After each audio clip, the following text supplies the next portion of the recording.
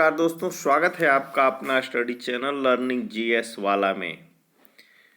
दोस्तों, हम एनसीईआरटी के सार संग्रह में आधुनिक भारत का इतिहास में सेशन बंगाल विभाजन एवं स्वदेशी आंदोलन, साथ में मार्ल मिंटो सुधार को कंप्लीट करेंगे। तो चलिए बिना समय गंवाए शुरू करते हैं बंगाल विभाजन एवं स्वदेशी आंदोलन को। बंगाल का विभाजन किस वायसराय के कार्यकाल में हुआ था? तो बंगाल का विभाजन की बात किया जाए तो यह जो है लॉर्ड कर्जन के कार्यकाल में बंगाल विभाजन हुआ था। बंगाल विभाजन की घोषणा कब प्रभावी हुई? तो बंगाल विभाजन की घोषणा 16 अक्टूबर 1905 को 16 अक्टूबर 1905 को बंगाल विभाजन हुआ और वायसराय लॉर्ड कर्जन थे उस समय। 20 जुलाई 1905 को बंगाल विभाजन के निर्णय की घोषणा हुई, जिसके विरोध में 7 अगस्त 1905 को कलकत्ता के टाउन हॉल में स्वदेशी आंदोलन प्रारंभ हुआ। तो आपको ध्यान रखना चाहिए कि स्वदेशी आंदोलन का प्रारंभ क्यों हुआ? तो बंगाल विभाजन के कारण। इसी बैठक में ऐतिहासिक बहिष्कार प्रस्ताव स्वीकृत हुआ था। बहिष्कार प्रस्ताव कब स्वीकृत हुआ? तो इसी बंगाल विभाजन के निर्णय के बाद। और स्वदेशी आंदोलन, बंगाल का विभाजन मुख्यतः किस उद्देश्य से किया गया था? तो बंगाली राष्ट्रवाद की भावना को दुर्बल करने के लिए। बंगाली राष्ट्रवाद की भावना को दुर्बल करने के लिए बंगाल विभाजन 1905 में, देखिए क्रम, बंगाल का विभाजन कब हुआ? तो 1905 में। 2 बंगाल बने, पश्चिमी बंगाल और पूर्वी बंगाल। पश्चिमी बंगाल में कौन कौन से राज्य आए? तो पश्चिमी बंगाल में बंगाल, बिहार, उड़ीसा, जो हिंदू जनसंख्या बहुल क्षेत्र था। बंगाल, बिहार, उड़ीसा कौन सी जनसंख्या था? हिंदू जनसंख्या। जबकि पूर्वी बंगाल में पूर्वी बंगाल और असम आता था, यह मुस्लिम जनसंख्या बहुल क्षेत्र था, असम और पूर्वी बंगाल। वंदे मातरम किस आंदोलन के दौरान भारतीय राष्ट्रीय आंदोलन का प्रेरक गीत बना था? तो वंदे मातरम जो है स्वदेशी आंदोलन का प्रेरक गीत बना था। बंगाल का विभाजन 1905 के विरोध में हुए आंदोलन का नेतृत्व किसने किया था? सुरेंद्र नाथ बनर्जी ने बंगाल विभाजन के आंदोलन का नेतृत्व किया था। दिल्ली में स्वदेशी आंदोलन का नेतृत्व किसने किया था? तो दिल्ली में स्वदेशी आंदोलन का नेतृत्व सैयद हैदर रजा ने। मद्रास में स्वदेशी आंदोलन का नेतृत्व तो चिदम्बरम पिल्लई। ब्रिटिश वस्तुओं के बहिष्कार की राष्ट्रीय नीति के रूप में किस वर्ष स्वीकृत किया गया? तो ब्रिटिश वस्तु का बहिष्कार किया जाएगा या राष्ट्रीय नीति के रूप में 1905 में स्वीकृत किया गया। ब्रिटिश पत्रकार H.W. नेविंसन किस आंदोलन से जुड़े थे? तो ये ब्रिटिश पत्रकार थे, ये ध्यान रखिएगा। कौन? H.W. नेविंसन, यह स्वदेशी आंदोलन से जुड़े थे।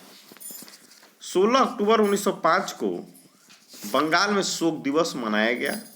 कब? 16 अक्टूबर 1905 को।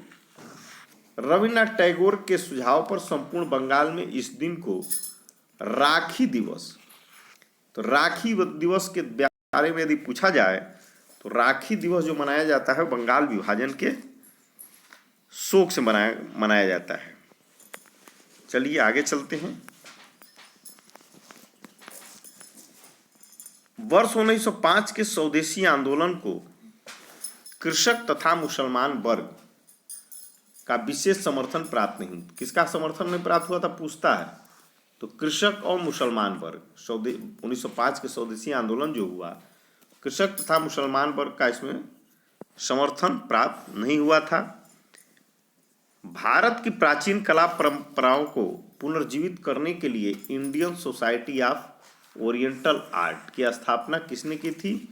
तो Indian society of oriental art की स्थापना अवनींद्रनाथ टैगोर ने किया था। अवनींद्रनाथ टैगोर।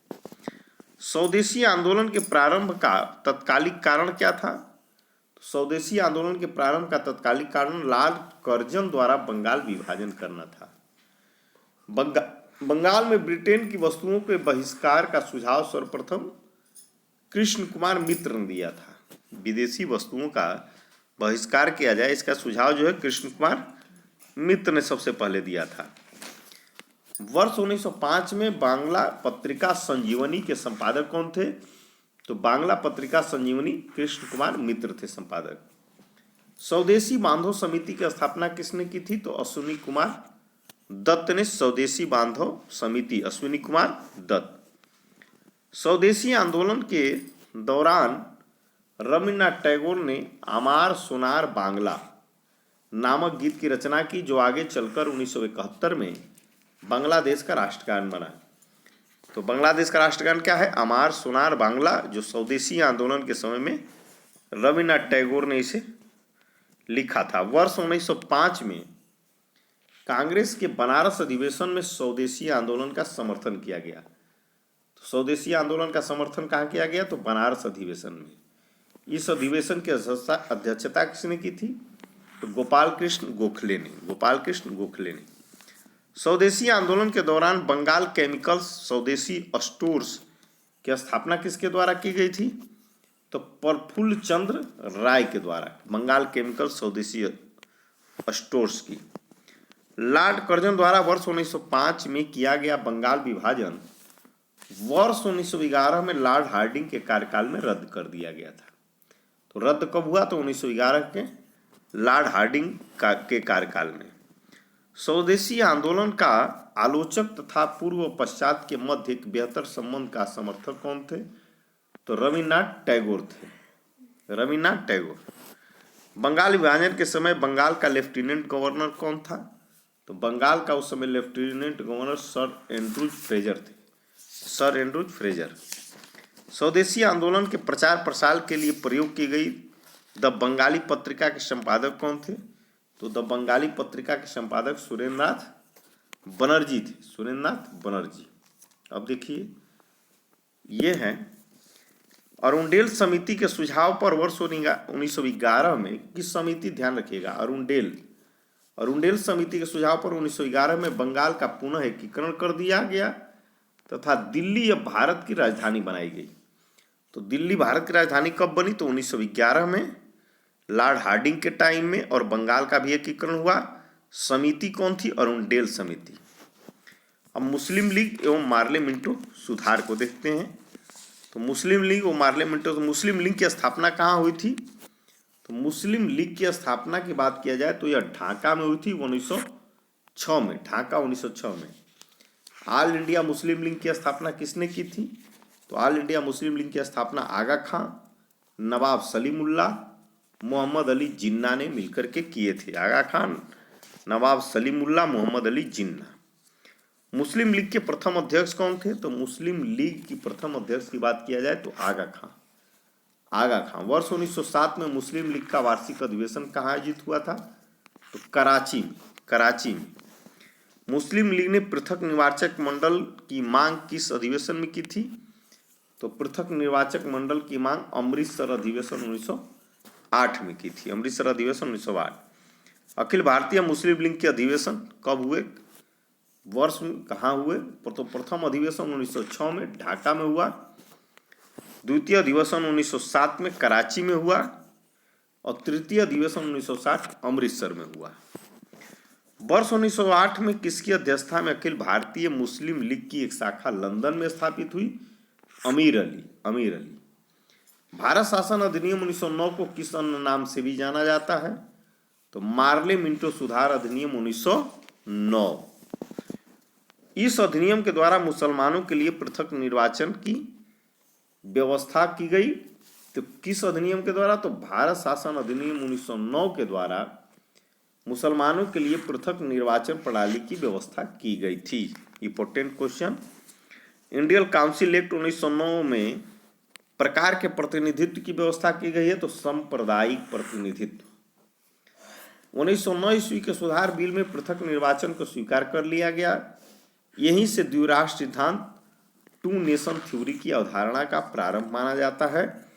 तो तो द्विराष्ट्र सिद्धांत या टू नेशन थ्योरी की अवधारणा कहाँ से शुरू हुई? तो 1909 के मार्ले मिंटो सुधार से। याद रखना कि पृथक निर्वाचन क्षेत्र बनाकर हम ऐसे घातक बीज बो रहे हैं जिसकी फसल बहुत कड़वी होगी। यह कथन किसके द्वारा दिया गया था? तो वायसराय मिंटो के द्वारा। Viceroy Minto. गवर्नर जनरल की कार्यकारिणी में भारतीय सदस्य को नियुक्त करने का प्रावधान किस अधिनियम में दिया गया? तो गवर्नर जनरल की कार्यकारिणी में भारतीय सदस्य भी नियुक्त हुए, तो यह मार्ले मिंटो सुधार 1909 के द्वारा। मार्ले मिंटो सुधार 1909। चलिए आगे चलते हैं। ये देखिए, गवर्नर जनरल की कार्यकारिणी में नियुक्त होने वाले प्रथम भारतीय कौन थे? तो सत्येंद्रनाथ सिन्हा थे। सत्येंद्रनाथ सिन्हा गवर्नर जनरल की कार्यकारिणी परिषद के पहले भारतीय सदस्य बने थे। सत्येंद्रनाथ सिन्हा को बिहार और उड़ीसा का गवर्नर बनाया गया। संपूर्ण ब्रिटिश शासन के दौरान इतने ऊंचे पद पर मिलने वाले वे एकमात्र भारतीय थे, सत्येंद्रनाथ सिन्हा। कांग्रेस के दो गुटों के प्रमुख नेता, उदारवादी और उग्रवादी। तो यहाँ से भी क्वेश्चन पूछ देता है नाम देकर के कि कौन से थे। तो दादा भाई नौरोजी उदारवादी, बाल गंगाधर तिलक उग्रवादी थे। सुरेंद्रनाथ बनर्जी उदारवादी थे। फिरोज शाह मेहता भी उदारवादी थे। गोपाल कृष्ण गोखले भी उदारवादी थे। जबकि उग्रवादी में बिपिन चंद्र पाल, लाला लाजपत राय और अरविंद घोष, यही लाल बाल पाल कहे जाते हैं। लाल बाल पाल का पूरा अर्थ होता है बाल गंगाधर तिलक, बिपिन चंद्र पाल और लाला लाजपत राय, अरविंद घोष। भारतीय राष्ट्रीय कांग्रेस पर प्रार्थना, याचना तथा विरोध की राजनीति करने का आरोप किसने लगाया था? तो प्रार्थना, याचना और विरोध की राजनीति करने का आरोप बाल गंगाधर तिलक ने कांग्रेस पर लगाया था। शेरे पंजाब के नाम से कौन जाने जाते हैं? तो शेरे पंजाब के नाम से लाला लाजपत राय जाने जाते हैं। बाल गंगाधर तिलक को अशांति का जनक किसने कहा था? तो बाल गंगाधर तिलक को अशांति का जनक वेलेंटाइन सिरोल ने कहा था। वेलेंटाइन सिरोल। वर्ष 1908 में 6 वर्ष के कारावास की सजा किस स्वतंत्रता संग्राम सेनानी को दी गई थी? तो 6 वर्ष की कारावास की सजा 1908 में बाल गंगाधर तिलक को दी गई थी। बाल गंगाधर तिलक भारत के स्वतंत्रता आंदोलन के प्रारंभिक दौर में उग्रवादी विचारधारा से क्या आशय है? तो संवैधानिक साधनों एवं याचिकाओं के स्थान पर आक्रामक साधनों से स्वशासन प्राप्त करना था। महाराष्ट्र में गणपति उत्सव को किसने प्रारंभ किया था? तो गणपति उत्सव की बात किया जाए तो यह बाल गंगाधर तिलक ने प्रारंभ किया था। बाल गंगाधर तिलक। दिल्ली दरबार का आयोजन, दरबार वर्ष। तो दिल्ली दरबार का आयोजन, प्रथम दिल्ली दरबार का आयोजन 1877 में लॉर्ड लिटन के टाइम में हुआ था। लॉर्ड लिटन। द्वितीय दिल्ली दरबार 1903 में लॉर्ड कर्जन के टाइम में, और तृतीय दिल्ली दरबार 1911 में लॉर्ड हार्डिंग के टाइम में, जबकि दिल्ली राजधानी बनी थी। अब चलिए, द्वैध शासन का जनक सर लियोनिल कर्टिस को, जबकि बंगाल के द्वैध शासन का जनक रॉबर्ट क्लाइव को कहा जाता है। तो द्वैध शासन का जनक भारत में बात किया जाए तो सर लियोनिल कर्टिस, और बंगाल में द्वैध शासन का जनक रॉबर्ट क्लाइव को कहा जाता है। इसी के साथ आज का एक इतिहास का सेशन महत्वपूर्ण समाप्त होता है। दोस्तों, वीडियो पसंद आया है तो लाइक करें, शेयर करें दोस्तों में, कमेंट करें और चैनल को सब्सक्राइब कर लें ताकि बेल आइकन दबा दें तो तुरंत नोटिफिकेशन प्राप्त होता रहे। धन्यवाद।